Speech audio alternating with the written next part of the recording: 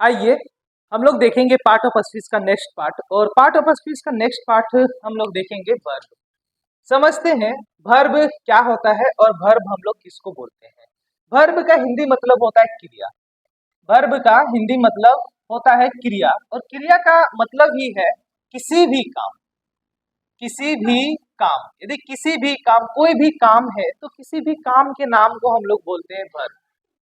हम लोग बहुत सारे काम करते हैं, जैसे खाने का काम करते हैं, पीने का काम करते हैं, चलने का काम करते हैं, टहलने का काम करते हैं, दौड़ने का काम करते हैं, पढ़ने का काम करते हैं।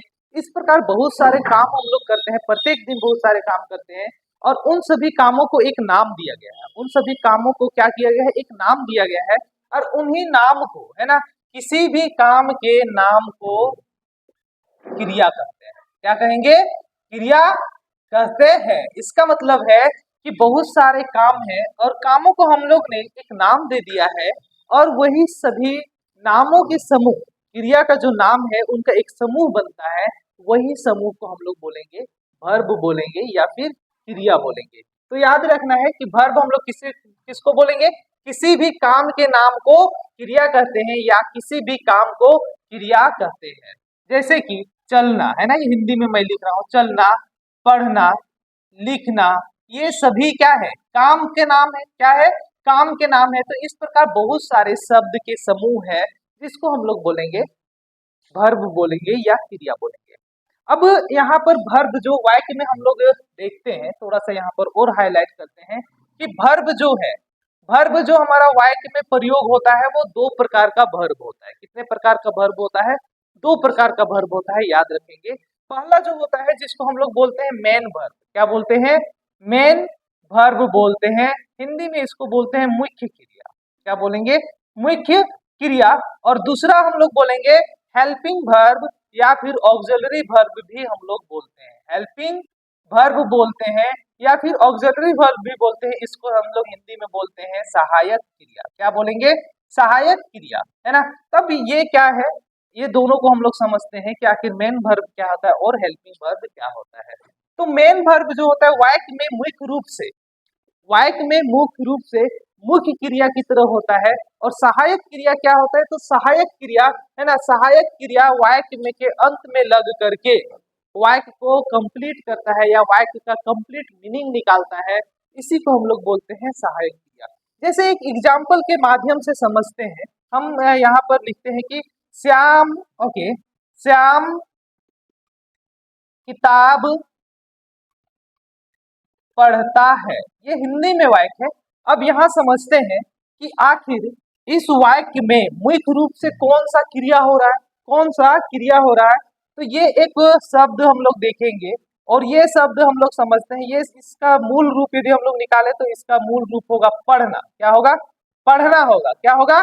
पढ़ना होगा, इसका मूल रूप होगा। इसका मतलब है कि ये कि जो शब्द है वो मूल रूप से वाक्य में क्रिया का बोध हो रहा है, मुख्य क्रिया का बोध हो रहा है, जिसको हम लोग बोलेंगे मुख्य क्रिया। ये हमारा मुख्य क्रिया है, या आप बोल सकते हैं कि ये हमारा मेन वर्ब है।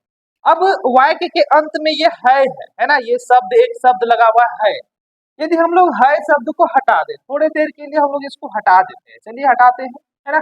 थोड़े देर के लिए है शब्द को हमने हटा दिया, तो अब इसको हम लोग पढ़ते हैं। क्या होता है? श्याम किताब पढ़ता, है ना, श्याम किताब पढ़ता। क्या सुनने में अच्छा लग रहा है? नहीं ना। और ना ही वाक्य कंप्लीट लग रहा है।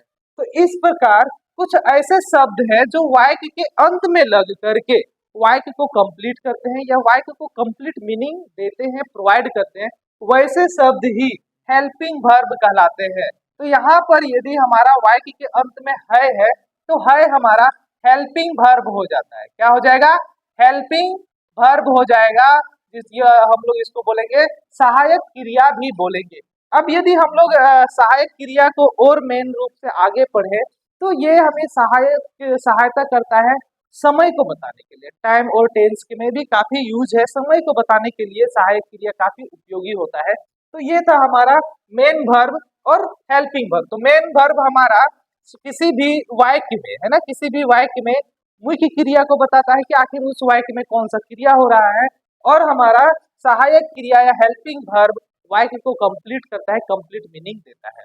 इस प्रकार यदि आप और बहुत सारे क्रिया को देख सकते हैं, बुक से देख सकते हैं। यहाँ पर मैंने कुछ एग्जाम्पल्स भी लिखे हैं। ये जो एग्जाम्पल्स है सभी वर्ब के एग्जाम्पल्स है, और मैं चाहूंगा आप लोग हिंदी और इंग्लिश एक साथ देख करके याद रखें। तो हम लोग हिंदी से इंग्लिश जब भी आप ट्रांसलेट सीखेंगे तो हिंदी अ, याद आपको होना चाहिए, जैसे कि एडवाइस है ना, ask, break, catch, dance, act, elect, enter, get, hear, help, learn, leave, look, make, meet, run, etcetera, है ना। इस प्रकार बहुत सारे वर्ब के वर्ड्स हैं जिसको आपको हिंदी इंग्लिश उसका पता होनी चाहिए। यदि आपके पास कोई भी बुक है तो वर्ब को देखें और वर्ब को देख करके समझ के रखें और याद करके रखें। जब भी आप ट्रांसलेट करोगे या इंग्लिश बोलते हैं तो हर सेंटेंस में ही वर्ब होता है, तो वर्ब तो आपको याद करने ही पड़ेंगे। तो वर्ब को किसी भी बुक से देख करके रखें